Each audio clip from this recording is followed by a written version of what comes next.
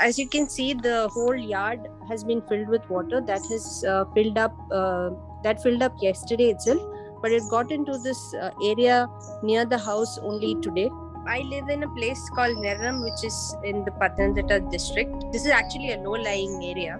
This is not the first time Kerala's Pathanamthitta district is experiencing a disaster like this. In fact, this is the fourth consecutive year that the state is going through the same disaster: floods and landslides.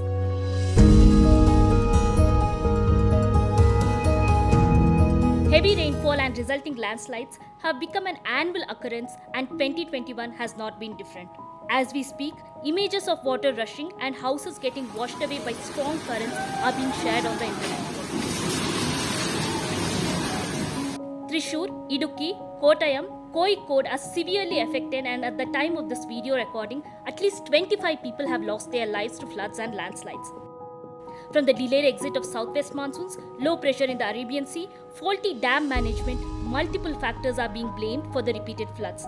Many of the 25 persons killed in landslides belong to Kuttikal in Kottayam district and Kokkayar in Idukki district.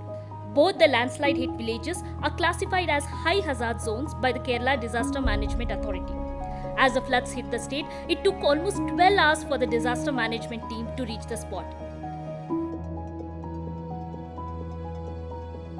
I think the basic problem here is that, as in any other developing country or in any other state, we are still focusing on the post-disaster activities, and it is high time that we shift our emphasis from post to pre-disaster stage. I would term it as more important to concentrate on preparedness, mitigation, and also prevention wherever it is possible.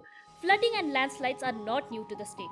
We had flooding inside the house in 2018 for the first time. In August 2018, the state witnessed once in a century floods and landslides that claimed over 400 lives across the state.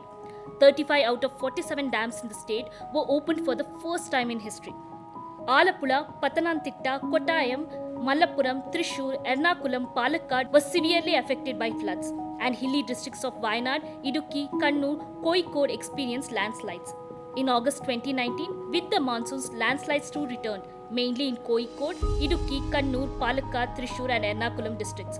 In just 5 days, the state received 400% excess rainfall caused due to a cloud burst described as rare. In 2020, the landslides returned following a heavy rain spell. Once again, it was Idukki that was severely affected with at least 65 dead. The severity of the storms, landslides and floods is increasing, but the state is still dependent on a hazard zone map prepared in 2009 by the National Center for Earth Science Studies.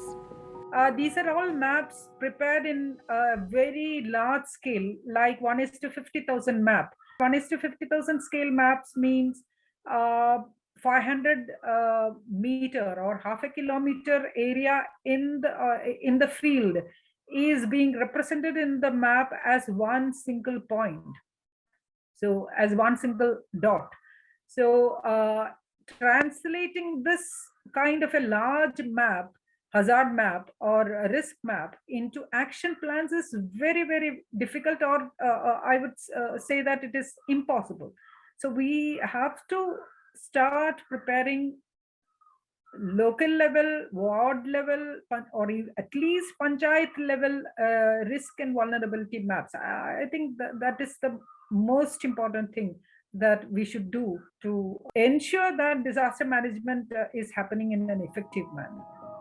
Increased human activity in the eco-sensitive Western Ghats has also contributed to the problem. Lakes and wetlands, which acted as catchment for rainwater, have been sacrificed for development. Illegal quarrying, tree felling and constructions have affected the natural water flow and result in flooding.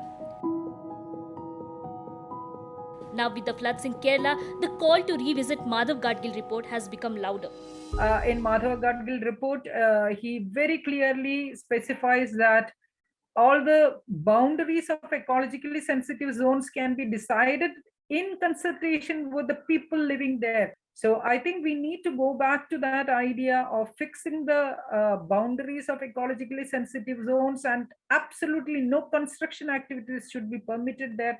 But unfortunately, Kerala has, not only diluted or ignored this Madhav Gadgil's report. The state has diluted a lot of environmental regulations, unfortunately, like reducing the distance from the stone quarries.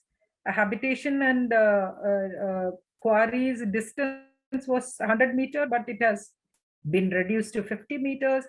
And the Paddy Field and Wetland Conservation Act has been diluted or modified. According to the Meteorological Department, the rains will resume from October 20th, leading to fears of rivers breaching the danger mark again.